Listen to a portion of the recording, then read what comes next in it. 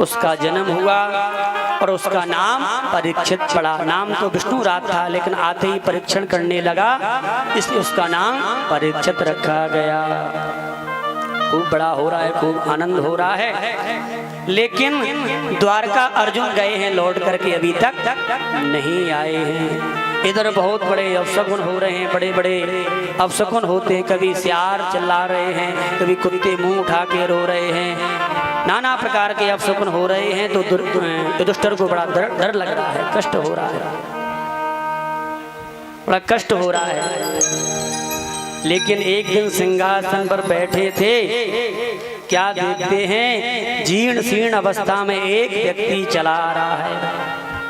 और प्यारे जैसे ही सामने से आया तो राजभवन में प्रवेश कर गया। युधिष्ठिर ने पूछा, भैया कौन कौन?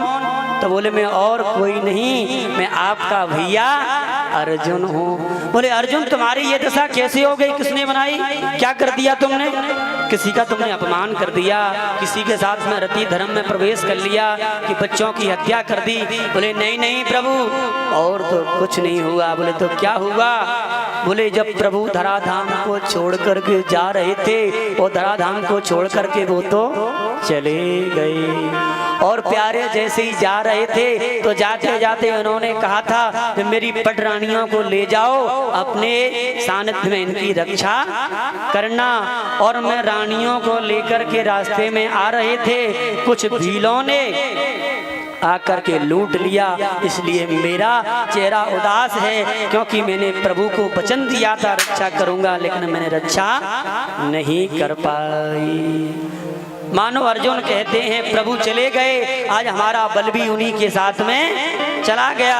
अर्जुन कहना चाहता है, तुलसी नर का क्या बड़ा, समय बड़ा बलवान, भीलन लूटी गोपिका वे अर्जुन वेवान।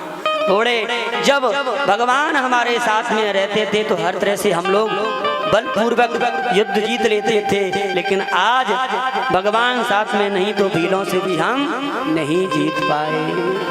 और जैसे ही माता कुंती ने सुना कि भगवान धराधाम को छोड़ करके चले गए, तो माता कुंती ने तुरंत अपने प्राण त्याग दिए। ऐसे दो ही भक्त हुए, रामावतार में महाराज दशरथ, जिन्होंने राम जी के वियोग में प्राण त्यागे, और कृष्णावतार में माता कुंती, जिन्होंने कृष्ण के वियोग में अपने प्राणों को त्याग दिया। पांडवों ने सोचा कि अब समय बिल्कुल भी अच्छे आने वाला नहीं है, भगवान चले गए तो अब कलयुग आ जाएगा। तो पांडव भी स्वर्गारोहण करने लगे, अपने परीक्षित को गद्दी पे बिठाया और पांडव भी स्वर्गारोहण चले गए। बोले, भक्त वत्सल भगवान की।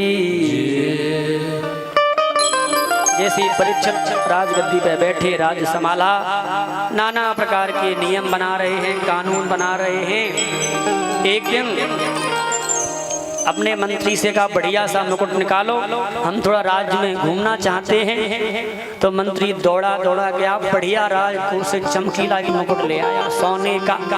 वो मुकुट कहाँ से आया था? वो इनके पितामहों ने जरासंध को मार करके जीता था, उसी मुकुट को लगाया। और महाराज परीक्षित शिकार खेलने के लिए निकल पड़े। रास्ते में क्या देखते हैं, बड़ा अधर्म हो रहा है। एक गाय और बैल आपस में वार्तालाप कर रहे हैं, रो रहे हैं।